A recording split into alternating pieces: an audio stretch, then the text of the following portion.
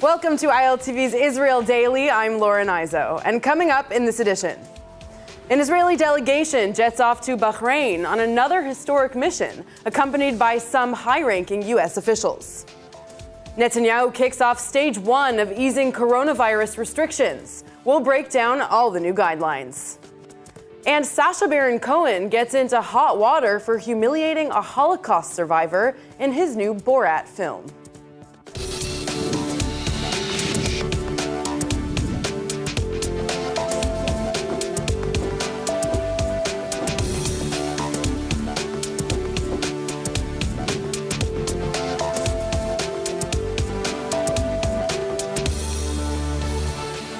Let's begin with some breaking news. Israel is set to ink yet another normalization agreement with an Arab country, this time Bahrain. Although the Abraham Accords have already been signed in Washington along with the UAE, a trip today by an Israeli and U.S. delegation to Manama will make it official. The delegation marking history by taking the first ever commercial nonstop flight from Israel to the Gulf Kingdom. Ben Gurion Airport departure listings show El Al Flight 973, the same number as Bahrain's international telephone code. A U.S. delegation led by Treasury Secretary Steve Mnuchin and White House peace envoy Avi Berkowitz will participate in the Bahrain talks. Leading the Israeli delegation is National Security Council advisor Meir Ben-Shabbat. U.S. Ambassador to Israel David Friedman also joining that entourage. Today, we're bringing the Bible back to life. The children of Isaac and the children of Ishmael are reconciling once again in this holy land and in Bahrain and in the United Arab Emirates as well. It's another historic day among many historic days that the Trump administration has brought to this region. נקיים היום דיונים בצוותים מקצועיים ובקבוצות עבודה בשורה ארוכה של נושאים. פיננסים והשקעות, מסחר וכלכלה, תיירות, תעופה, תקשורת, תרבות, מדע, טכנולוגיה, חקלאות ונושאים נוספים. Well, while Israel is making history in the Middle East and in the sky, the situation on the ground is a bit more chaotic. After more than a month under lockdown, the Prime Minister announcing citizens will slowly but steadily exit the nationwide isolation and in steps. Stage 1 kicks off today, and according to the government, it will lead to Stage 2 if cases continue to decline. Nittany Manson reports. Israel's beginning its slow but steady exit from a month-long coronavirus lockdown, the second time this year. ובכן, ההחלטה להנהיג את הסגר הייתה נכונה, אני שמח שהתעקשתי עליה גם הפעם, הסגר הזה עובד. Since Saturday, the health ministry has reported 397 new positive cases, a significant drop, with 240 on ventilators, and Israel's death toll stands at 2,202. The country will exit the lockdown in stages. Beginning today, of course, is Stage 1. Here's what that will look like. Businesses who don't serve customers are allowed to reopen. An exception to that is restaurants, who are now permitted to serve in-store takeaway options to customers. Education institutions for children up to the age of 6 are open, as well as nature reserves, national parks, and beaches. In terms of places of worship, Al-Aqsa Mosque, the Western Wall, and the Church of the Holy Sepulchre are opening also. Citizens are now allowed to go further than 1 kilometer from their homes and even visit friends. Gathering limits will remain the same. יש מחיר כלכלי, אני יודע את זה. אבל צמצמנו אותו באופן משמעותי, משום שפעלנו בחגים, צמצמנו אותו גם משום שנתנו הלוואות, מענקים לעצמאים, למועסקים, למובטלים, לחל"ת. ונעשה כל מה שנדרש. While children up to the age of 6 are returning to school, in parts of the ultra-Orthodox sector, tens of thousands of elementary and high school students are returning as well, defying the rules. Several cities with high coronavirus infection have been declared red areas, and restrictions on them will be extended until Wednesday, including neighborhoods in Bnei Brak, Modi'in Illit, Beitar Illit, Elad, Rekasim, and several Jerusalem neighborhoods. The Prime Minister pleading with the ultra-Orthodox community to comply. אני מבקש מהציבור החרדי לשמור על ההנחיות הללו. התורה שלנו מקדשת את החיים, יש לנו תורת חיים, וצריך לשמור על החיים, צריך לשמור על הבריאות, ואגב הבריאות קודמת לכלכלה. אבל בכל מקרה אני אשמור על הכללים האלה, לפי מה שהחוק מאפשר לנו. אני יודע שזו משימה קשה, אבל דבר אחד נשמור על כתר סביב הערים האדומות. אני רוצה לראות את הערים האדומות הופכות לערים ירוקות. Nittany Manson, ILTV. Michal Kotler-Wunsch is a member of Knesset from the Blue and White Party. She serves on many important committees and is also involved in education policy. Thank you so much for joining me today. Thank you for having me. Well, today students up to the age of 6 go back to school. Do you think that this is the right thing to do? And once they reopen, it's only a matter of time until cases start to spike again, is it not? So here we are in this constant struggle between the health, the economic, and I would say the societal, emotional welfare of this long-standing challenge, COVID-19. It's not going away anytime soon. It's going to be with us for at least, some say a year, maybe beyond. And we have to learn to live alongside it. As part of that, it's imperative that we enable the business sector to reopen. We enable the economy to somehow find some sort of a balance in what we know has been very difficult for close to 1 million people who are unemployed, for small businesses who haven't been able to open, for parents who are working from home and have young children in the house and have to somehow manage to juggle the entire thing. That is the grounds for trying to find some sort of a balance, and it has to be done in a differential way, right? And it has to be consistent. The application of this differential, and I say this, we're not actually leaving this quarantined period. We're just enabling a different way of living alongside COVID-19. We're changing the terms. We still have to be extremely careful, and we still have to take extreme caution and personal responsibility in order for us to be able to gain control over this virus. But opening the ganim for ages 0 to 6 enables people to return to work. It's imperative. The people who are able to work, of course. And slowly but surely, if we are able to create some sort of differentiated system by which we live in red zones and green zones, by which everybody accepts this, by which we enforce these new rules, then we can live alongside COVID-19. So 2020, is obviously going to be remembered as a year with a huge education gap. How is the government planning to make up for it? And do you think that these kids, are they going to be okay? So actually, you're shining the spotlight on something that concerns me on many levels. I'm also the chair of the Use of Drugs and Alcohol Committee. And I think that we actually can see the reflection of the crisis that Israeli society is under and the duress that Israeli society is under, as is exhibited by our teens, by this generation of, as you said, of the children, and certainly of the teenagers. And the state of Israel has the opportunity alongside this very major challenge to actually paradigm shift in the way that we are accustomed to creating plans. And that is the imperative to create long-term plans in everything, in education and in healthcare. But you asked about education specifically. And I want to say that in a country where we have an incredible,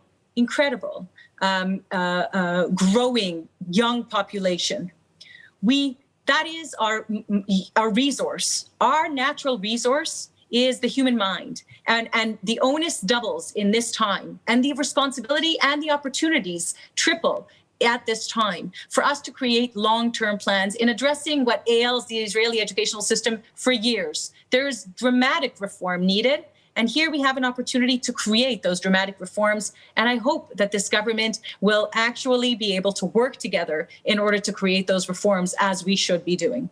Okay, Michal Kotler-Wunsch, thank you so much. Thank you for having me. Well, as we slowly exit that lockdown, the line that divides what is allowed and what isn't is getting thinner and thinner. Citizens arguing that disallowing some of our most prized freedoms infringes on democracy and freedom of speech. Even when restrictions were at their tightest, many left-wing protesters gathering in large crowds far away from the cities they reside in. And in the ultra-Orthodox communities, displays of religious events with crowds of hundreds and not a mask in sight. For those watching from the sidelines, it might look like an irresponsible risk to the health situation. From within these movements, they are fighting for everything they believe in, from the freedom of democracy to freedom of religion. On the other hand, someone has to enforce the law. Several videos have gone viral in the last weeks from several clashes between police and protesters.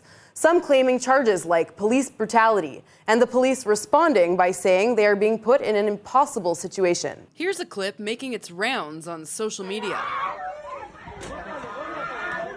Just a quick disclaimer, of course, the people depicted in these videos do not necessarily represent the entirety of their communities. There are many people with many opinions.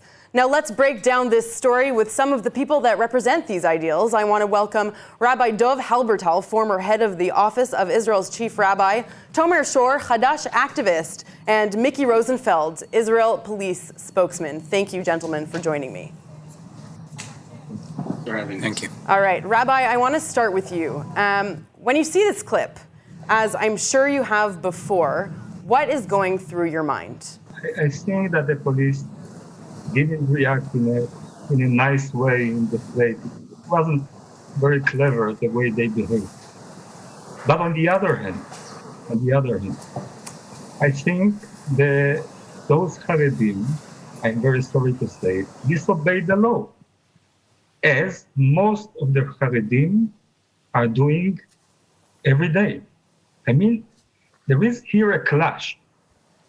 And that's the photo from this wedding, and that's what occurred to me. It's the first time in the history of Israel that we are in a clash, in a rebel, in between the Haredi community and the state. And it's the first time. And it brings a lot of hatred, a lot of anti-Semitism. And I think it even justifies the hatred and anti-Semitism, because I think that most of my community doesn't obey the law. And I think that the police is doing really nothing, almost nothing.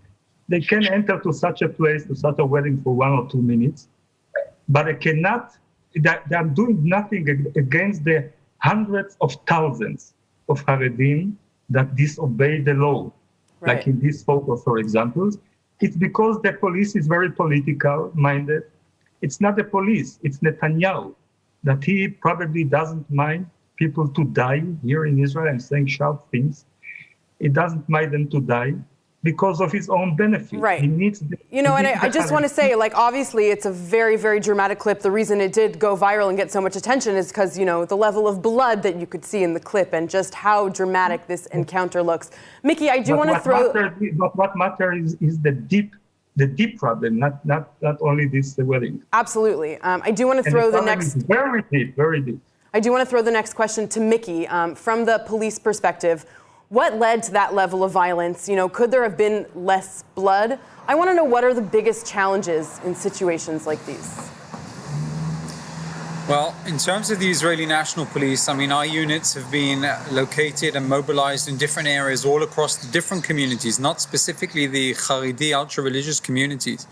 Our aim and task is to implement laws and regulations of the Israeli government. Whatever decisions will be made are implemented on the ground by our units. Unfortunately, in that specific wedding that took place, the guests gathered illegally. More than 20 gathered in that area, so we know it was illegal to gather. And they immediately confronted the police officers that arrived at the scene. We've broken up many weddings where people understood that it was wrong, understood they were breaking health and safety regulations, and they shut down the weddings and left. Here in that specific family, unfortunately, the response was very, very aggressive towards police, including attacking police officers. Glass bottles were thrown. And one of our police officers, you have to understand, one of our police officers slipped on the floor with the same individual who was being arrested for attacking a police officer, and he got cut by glass on his lip. At the end of the day, he went to hospital, he had it stitched up. It was an unfortunate incident. It could have been, of course, not taken place, but due to the fact that there was a dramatic response from the individuals taking part in that wedding, our units had to make an arrest. We explained to them that what they're doing is against the laws and regulations, and Israeli police will continue trying to do everything to keep all of the different communities safe. And that includes breaking up weddings and breaking up illegal gatherings that have unfortunately taken place. So it sounds like, nothing actually against the most of the Haredi not obeying the law. You are doing nothing. Hundreds of thousands are disobeying, and you are not in the place. Hasidut Belz and Hasid Nasharim, all the places. Where are you? You don't dare even to do something. The Israeli Only with 20 people, that individual, that's all. You don't dare. You are very political minded. I heard what you asked, and if you want me to answer, I'll answer your question. Thank you very much. What I can explain and what I can confirm is police activities are taking place, and it's very important that your members and your viewers know that, in all of the different areas, and I mentioned that before, both within inside the ultra-religious communities as well, within inside Jerusalem, inside Beitar Illit, inside Elad, inside Bnei Brak. And this is, in fact, if you look today specifically, why in Israel are there 5 different cities that are still under red closed zones? Because unfortunately, within inside the communities, they are not keeping the rules and regulations. And sadly, the majority of people that are not keeping the regulations today have been the ultra-religious community. We are doing nothing. I haven't finished my sentence. I just want to finish my sentence. So obviously, there is a fundamental problem with implementing the laws, rules, and health and safety regulations of the Israeli government, which the Israeli police are implementing. I think that is the question that should be asked today. What is happening within that specific community, which unfortunately has resulted of thousands of people becoming ill, and unfortunately many people that are going to die as a result of the communities. Okay, really fascinating, gentlemen. Thank you for that. I just want to bring Tomer into the conversation. I do want to bring in, the left-wing protesters to this discussion. Tomer, you've been to a lot of protests. I want to know, have those protests been relatively peaceful? And, during the lockdown, did you feel like the police were stopping you from exercising your democratic right? Well, I feel the protests have been peaceful to the extent the police allow them to be peaceful. We've seen that before Corona. We've seen that all over protests in recent history. Protesters, especially nowadays, are only interested in expressing the democratic rights and expressing the views on the government in this current situation. And the cops are really being dealt an impossible task. They're being tasked by the government to break down dissent and break down discontent and break down the protest. And they've done that with repeatedly escalating violence. No one in the streets is interested in fighting the cops. We're not into that. We just want to express ourselves. We've seen police kettling protesters. We've seen police bringing water tanks and cavalry towards protesters who don't do anything besides chant and express their views. And the police are really out there exercising the will of the ruling class, the political will of the government. And it's an impossible task because you cannot break down the spirit of the protest. And as long as they're going to try and break us down, we're going to see escalating violence because there's really no way of handling that. Mickey, it seems like a lot of the blame for a lot of the violence that has broken out, during these events is going to the police rather than the government, to the police who are just enforcing the laws of the government. I'm curious, what do you do when your personal values or opinions don't necessarily align with what the government is asking you to do in these situations?